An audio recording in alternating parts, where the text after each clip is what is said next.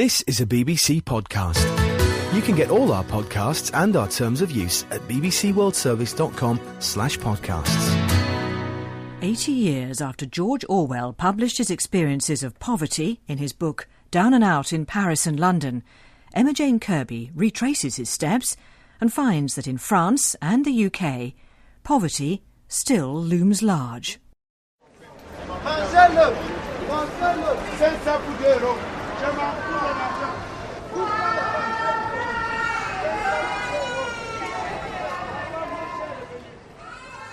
Quarrels, and the desolate cries of street hawkers, and the shouts of children chasing orange peel over the cobbles, and at night loud singing and the sour reek of the refuse carts made up the atmosphere of the street. Poverty is what I am writing about, and I had my first contact with poverty in this slum.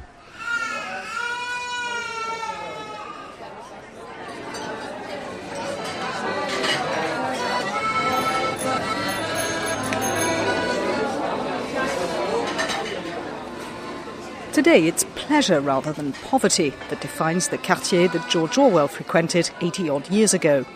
The chic pavement cafes are full of contented-looking people, leisurely sipping their vin rosé, and the air is perfumed by the sweet smell of crêpes and tourists' money. Bon appétit, madame. But poverty hasn't left Paris. She's simply changed address. She may not look quite the same as she did in the 1920s, but if Orwell were to meet her again on these streets, he'd know her straight away. I doubt he'd find her greatly changed.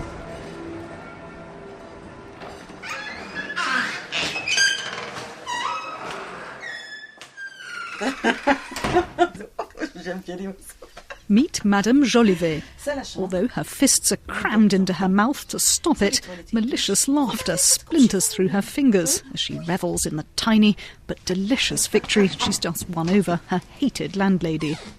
Visitors are banned in this military-style B&B, but because I've lied and claimed to be from the local authority, I'm now standing, albeit a little stooped, in Madame Jolivet's cramped attic flat. Her first proper guest in 6 years. I tell her Orwell's fellow lodgers used to scream, "Vache, salope, cow, bitch," at their landladies, and she becomes hysterical as she mimes the curses at the skylight. And then, suddenly panicked, she switches on the TV, gesturing she's worried the landlady might be listening at the door. Oh la vache, voilà mon extra. La pote la Gironde, elle a pas un cœur, elle a une pierre. Elle a une pierre, je sais pas. That landlady has a heart of stone, she tells me. If a friend comes to visit, I have to meet them in a cafe. If my radio's too loud, she complains. I'm scared to laugh. My daughter's got a loud voice and she bangs on the door. "Stop shouting," she says. It's a prison. It's worse than a prison. Prison. Mais ici, c'est pire. A prison cell might just be a little bit bigger. The landlady rents this attic as a 16-square-metre apartment, but a recent police check revealed that its habitable surface is just 5 square metres. That means the space Madame Jolivet can actually walk in is about the size of 6 beach towels. Madame is a fairly large lady, and she squeezes herself round the tiny space. When she washes up at the sink, she's jammed between the bed and table, her head hunched on her shoulders to avoid smacking it on the sloped ceiling. She lives here with her 22-year-old son and her 20-year-old daughter. On dirait une femme et son homme. Son mari. Voyez. We joke they're husband and wife, she tells me, because they have to share a double bed. There used to be 4 of us here, but my other daughter tried to commit suicide twice and is now in psychiatric care. This place, she says, it's infested with mice. We hear them and see them scuttling at night. Once we even found one in the fridge. There is proper housing available, but the state turns a deaf ear while I'm going stir-crazy. I have 5 square metres for €1,730 a month. It's utter misery. C'est la misère. Je peux filmer? Quite suddenly, Madame Jolivet breaks down and asks to be excused, although, of course, there's nowhere private to go. C'est la misère, madame, on peut rien faire. She puts on the TV again. She watches it 24/7, she tells me. It sedates her. Next month, the local authorities will stop paying her rent because her children are now grown up. She's no idea what to do next. Je sais bien comment faire. Je sais pas.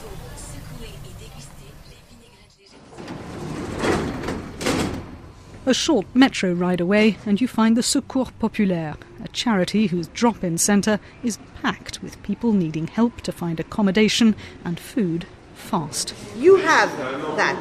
Yes, I You can. have that. Yeah. So now your problem is what?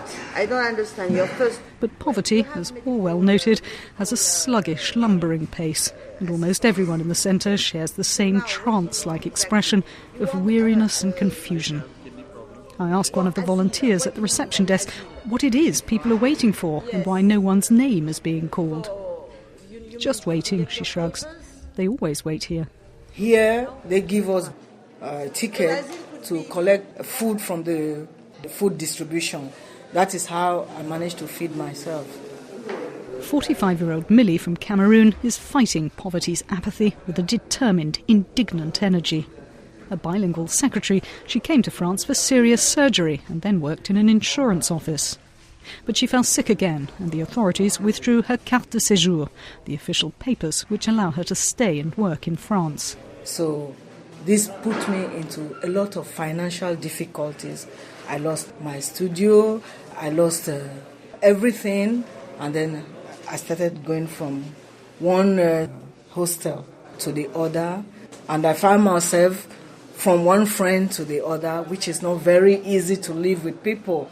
So this is the way I've been managing. So it's very, very difficult and disheartening. So you're sleeping on friends' sofas? Yes. Sometimes I sleep outside. Myself, I just feel I'm disturbing them. So sometimes I still sleep in a veranda just like that. The whole problem is finances. I don't have the money to pay a lawyer to get my papers back. Orwell claimed many of the Paris poor he knew had given up trying to be normal or decent. But Millie is a very proper lady, and she's mortified that hard times are gnawing away at her dignity. Humiliation, she whispers to me, doesn't get worse than having to beg a male acquaintance for money to buy sanitary pads. Millie has asked to do this interview in a private room so that other people at the drop-in centre won't guess that her situation is as bad as theirs. It is curious, your first contact with poverty. You discover, for instance, the secrecy attaching to poverty. At a sudden stroke you have been reduced to an income of 6 francs a day. But of course you dare not admit it. You have to pretend that you are living quite as usual. From the start it tangles you in a net of lies, and even with the lies, you can hardly manage it. I'm somebody who likes cleanliness. I like to look coquette. I would always like to put up my makeup for people who don't know my situation, not to realize what is happening with me. Looking at you and looking at me, nobody will know that I have a problem because we look the same. So this is the way I keep my pride. I pray a lot. Does it help? It helps. I think this is why up to now I haven't had a breakdown. So I think my God is with me. And I thank God for that He's taking care of me. One day my problem will be finished.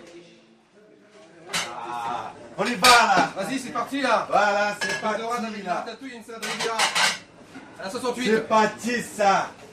While Millie prays to find work, others pray for a break from it. George Orwell was employed as a plongeur, or washer-upper in Paris, a job so exhausting that he claimed he felt as if his back were broken and his skull filled with hot cinders. Meet Modi from Mali, and you'll see the plongeur's lot is largely unchanged, although these days he mainly comes from West Africa or Pakistan.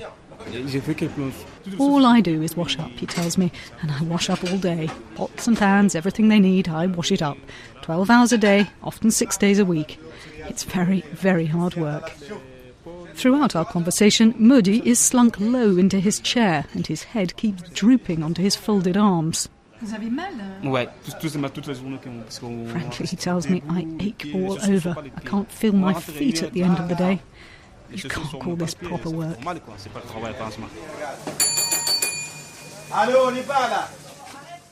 Nothing could be simpler than the life of a plongeur. He lives in a rhythm between work and sleep, without time to think, hardly conscious of the exterior world. His Paris has shrunk to the hotel, the metro, a few bistros, and his bed.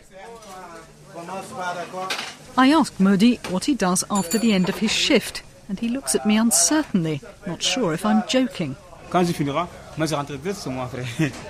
I go straight home, he says. Look, I finish at midnight. I'm always the last to leave the restaurant, and I live a long way outside Paris. So if I don't sleep through my stop, I get home around 2 o'clock in the morning. 5 hours kip, and then it's back on the train again. He flicks through a virtual diary in his brain. The last time I went for an evening out, he says, was last year. Modi is paid €1,200 a month for his efforts, way below the minimum wage. As he tries to work out how much money he sends back to his family in Mali each month, I do my own calculations and realise he's barely paid €4 an hour. That's not legal, I tell him, but he shrugs and changes the subject, saying he'd quite like a girlfriend, but, well, there's no time. After an hour or so of chatting, he admits he's working on the black and that his papers are false. Chef, je suis marché la dorade 107 de la 40. C'est bon? Well, I've just come out of that restaurant. It's a restaurant I know quite well, and the kitchen is absolutely tiny. There are 3 or 4 people working in there, and the thing that you notice is the heat. It's a very hot day in Paris anyway, but my God, the heat.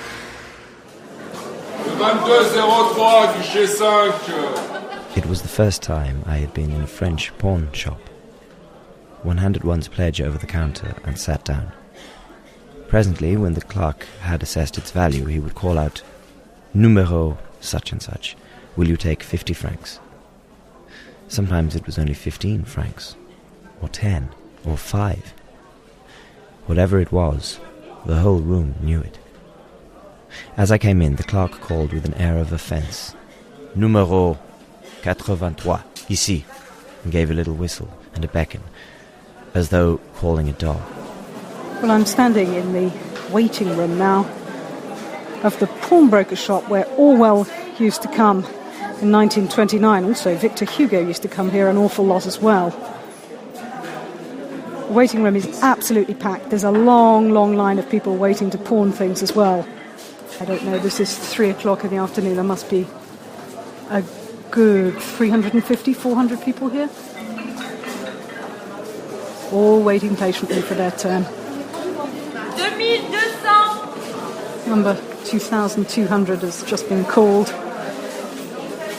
Looks like she's pawning 4 gold chains. The woman's arguing she thinks her chains are worth more than she's being offered. Obviously getting quite upset. She's an African lady and she's pointing to her baby in the buggy, saying, "I need the money. I need the money."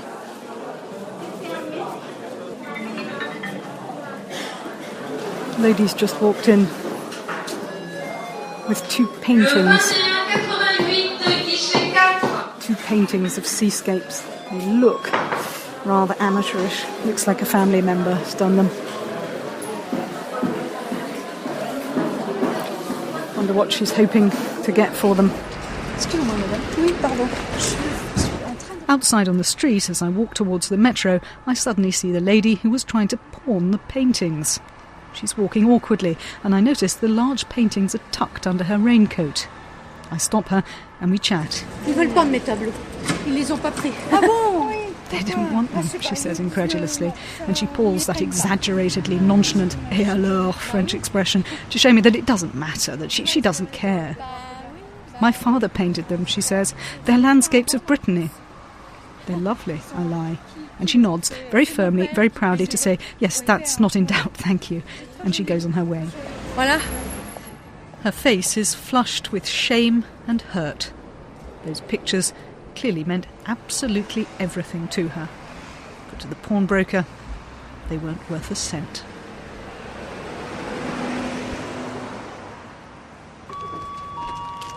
Mesdames et messieurs, notre Eurostar à destination de Ashford International et Londres va partir.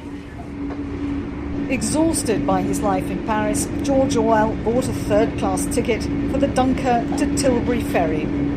I'm coming to London. via the Eurostar. Orwell imagined that Britain would be all about a life of roast lamb and treacle tart and 10 hours sleep a night in lavender-smelling sheets. He never dreamt that his journey was actually taking him towards homelessness and a life on the London streets.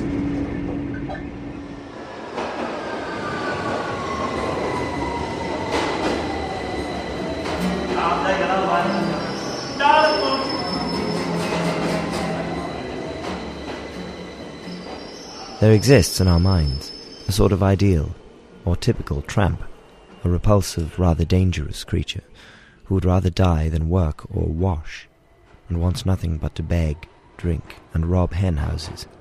I'm not saying, of course, that most tramps are ideal characters. I am only saying that they are ordinary human beings, and that if they are worse than other people, it is the result, and not the cause, of their way of life. You know, it's just fairly sobering. Perhaps you haven't recently been out of work, but, you know, it's no picnic. I feel strengthless. That's strengthless and hopeless, you know. It's so easy to become homeless, but it's so tough to come back. Please stand clear of the closing doors. He's an outsider of an outsider. It's like people see homeless people as being outsiders, and it's true. We do look through windows and see the nice glowing fire and that and feel empathy for it. But at the end of the day, we've got to get on with his lives and get through. Do you like tea?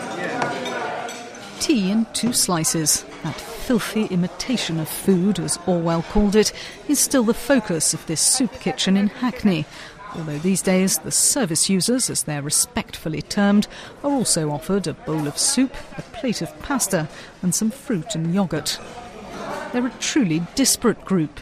Some look as if they've just stepped off the tube after a busy day in the office. Some look unkempt and smell feral. Help yourself to milk and sugar. A tattooed, inebriated punk sits beside a confused old lady with a walking frame and engages her in polite conversation. A well-spoken, neatly dressed woman I take to be a doctor confides in me her concerns about a schizophrenic service user she's just escorted to hospital. She then confounds me by sitting down to eat the free meal. She's delusional, the volunteers tell me, and has been coming here for years. It is curious how people take it for granted that they have a right to preach at you and pray over you as soon as your income falls below a certain level. I mean, it's years since I've read Orwell. Grant is keen to talk to me because he likes George Orwell, although prefers Jack London. He finds Orwell, he says, particularly ungrateful over his attitude to religious charities like the Salvation Army. Where's the harm in pleading temperance to a bunch of people who drink too much? If you're going to give them a cheese sandwich, you're entitled to tell them, as far as I'm concerned. Bear in mind, I haven't got a religious bone in my body, but I'm on speaking terms with at least 3 or 4 vicars within the N16 area. I mean, how many vicars do you know? Grant is sensitive and compassionate, and, in his own words, wary and prickly. Well, hang on a minute. That sounds like an accusation. He became homeless 7 years ago after losing his job, and now lives in a hostel. Does that make me a bad person? Should I be ashamed by the fact that, for many reasons, I need a food handout twice a week? Does it make you ashamed? Yeah, I guess so. I mean, I'm coming up 47, and so for 20% of my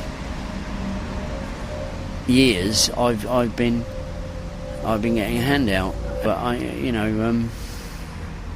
I don't think of myself as unproductive. How do you think of yourself? I don't know. Just a sad little bloke, you know. Do you get lonely here? No, I'm fine. I think I probably, I don't know. I'm definitely quite solitary, but I think that's probably a good thing. A few weeks into our acquaintance, and I asked Grant about his fairly evident problems with alcohol. So that's what you think of me, is it? He snarls. I'm just yet another homeless drunk. Later, he sends me 2 text messages, apologising for sounding grumpy. You, Polish man, you, go home. In another part of town, I meet Zibi from Poland, whose shaking hands and bloated face, the colour of ripe plums, tells of his close relationship with vodka. Alcohol is more. It's 10 in the morning, but the sharp stench of pure alcohol from his breath overpowers even the acrid vinegary smell of his clothes. If you go home, listen. Curiously, Zibi refers to himself almost entirely in the third person, frequently seeming to set himself on stage, theatrically acting out imagined dialogue between him and his alcoholic cousin Miro, whom he accuses of egging him on. It's like watching a medieval morality play, with the forces of good and evil battling for power. Zibi, yeah, Miro. 1 beer? Yeah, 1 beer, no problem. 1 beer? No little drink. It's more. Quickly. Boom. Thank you. Game over. Since he lost his job in a salad factory 4 years ago, Zibi has been sleeping in the churchyard. He never misses Mass, nor his appointments with the drop-in centre's alcohol advisor, Karen, whom he speaks of in hallowed terms. Thank you very much, Karen. Thank you, darling. When he mentions her name, he lifts his hands and face to heaven. I meet Karen later, and she tells me she's trying to wean Zibi off, calling her mummy. Tell me what you think of yourself. Yeah? What do you think about yourself? Who? Me? Zibi becomes too distressed as he tries to speak about himself in the first person, and we stop the interview. You can't tell me? I realise his sense of self has been cut adrift. Sorry. I don't know.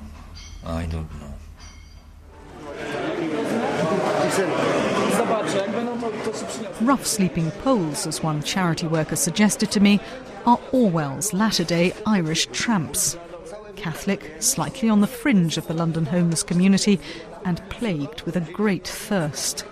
I still sometimes talk to God, say, I hope you still remember me, and keep some faith in me. Michał, a young, good-looking Pole who lost everything when the building site he was labouring on shut down, is now attending an Alcoholics Anonymous programme for the homeless. Determined to stay sober, he's sleeping alone on the streets to avoid the temptation of company. He may not smell of alcohol, but he reeks of loneliness. I feel like I'm not needed by this world. Nobody needs me. Nobody needs me, basically. Sorry, because I've thought about it many times, while being alone, especially on the streets, but now when you ask me, it's like a confession for me. If one looks closely, one sees that there is no essential difference between a beggar's livelihood and that of numberless respectable people. A beggar, looked at realistically, is simply a businessman, getting his living like other businessmen, in the way that comes to hand. He has not, more than most modern people, sold his honour. He has merely made the mistake of choosing a trade at which it is impossible to grow rich. I beg people for money.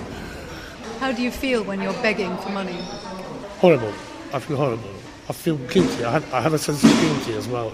Yeah, because these people, work for this money, and I don't feel like it's a good idea just take something from them. Orwell insisted that work is the only thing to turn a half-alive vagrant into a self-respecting human being. And Michał is desperate to find a job so he can return to what he calls the normal life. His progress is sporadic. I return to the soup kitchen 3 weeks later, confident of meeting him again. But worryingly, he doesn't turn up. This train departs from platform 4. I spent 4 years sleeping in the same place in the tunnels, me, my girlfriend and the dog. Then one morning night they decided to hose down. They came down and hosed down, and every time we went down there they'd hose down. So you just had loads of blankets that were wet. That were like we had to move. That was the end of 4 years sleeping in the same plot. Few people would consider the tunnels underneath Waterloo Station to be homely, But Russell, who spent most of his adult life on the streets, is homesick for the camaraderie of Cardboard City. Waterloo, it was all right. It was like, let me think, it was like an home to me, Waterloo itself. You know, even though we were outside, it was like a family of homeless people. You know, we all knew each other, and gradually, like one by one, everyone like moved on. But not moved on out of homelessness, moved on from one borough to another borough, and just kept getting shoved around and around from one place to the next. Waterloo, Victoria, London Bridge, just keep getting moved around. Westminster. Where are you going to go to? You know, there's nowhere you're going to go. Orwell despised the spike or workhouse system of his day, which forced tramps to keep on the move, never allowing them to spend more than one night in the same place, and contributing, he claimed, to the general rotting process. Russell's health problems, however, aren't just due to his having slept out in the elements for the last 20 years. Drugs or alcohol or begging, you know, that's about all I've done. It's quite surprising how resilient my body is, because my body's been sort of bashed around with drugs for 30 odd years, 34, 35 years. Yeah, I'm quite surprised I'm still alive.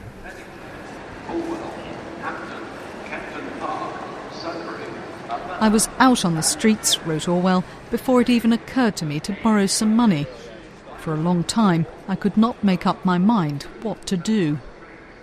Toby and Annie were caught similarly unawares when they came home after an argument to find Toby's mother, an alcoholic, had changed the locks. I've been homeless for now 2.5 weeks. My first time. And what's it like? Hard. It is hard. They both wear the same stunned, slightly stupid air of sleepwalkers. In fact, Toby is still wearing his pyjama bottoms. Toby is 20, Annie 18. I would never have thought I would be homeless. Never, ever, ever. It's not something that you think that's going to happen, especially when you live with your parents. It's not something that crosses your mind, or if my mum kicks me out on the street. But now that we've been on the street, we've actually realised how serious homelessness is, but never, ever, ever thought it would happen, ever. I mean, I used to walk past homeless people and I used to look at them and I used to think, dirty people. Or now I'm homeless and people could be judging me about that, and it's not nice to be judged. I'm just looking, you've got a plastic bag. Yeah, that's all my belongings in there. Can I pick it up? Yeah, of course you can. That's it. Our belongings. That's been our suitcase. It's for both of you. That's been our suitcase for the last 2 weeks. That comes everywhere with us. We don't leave it anywhere. Because if anyone steals that, then we've got nothing. Literally nothing. So you've no sleeping bags? No, just a sheet that we have in the park. That's it, which is wet at the moment, and we've just hung it up on some railings to dry. And that's it. Their survival skills are still raw. They were almost caught shoplifting sandwiches from a local supermarket, and oblivious to the dangers, they failed to hide themselves when sleeping in the park and were attacked by a group of men. They held me up by the fence and they was dragging her off, and if anyone out there could have used their imagination of what they was doing. It's so dangerous out there, so dangerous. A passer-by intervened and the men ran off. But Toby and Annie are having to learn fast. Where are you sleeping tonight? We don't know. Probably where we've always slept, Finsbury Park, in the long grass. We've got nowhere else to go, have we? Nowhere else to go. We can't sleep in the middle of the park because we don't know who's coming from left, right, centre and the back. We have to camouflage ourselves in the bushes. In that long grass, it's camouflaged. You can't see. You can see out, but you can't see in. It's not so much my safety, it's much her safety. I worry about her more than I worry about myself. I wait till she goes to sleep and I give her the cover so she can go to sleep. I'd rather have nothing than her have nothing. At the end of Down and Out in Paris and London, George Orwell asks himself what he's learnt from his experiences, so I shall do the same. I have learnt how quickly the dry rot of poverty stultifies and festers, crumbling confidence and destroying dignity. I have seen how poverty marginalises, separates and ridicules. And I have understood that the chief cruelty of homelessness is that it doesn't dull the sensibilities of the man sleeping in the doorway, but rather spitefully heightens them, forcing upon him so many cavernous hours in which he can burn with shame, ache with loneliness, and cry for his mother. and everyone I have met, both in Paris and London, has led me to conclude this. There, but for the grace of God, go you and I.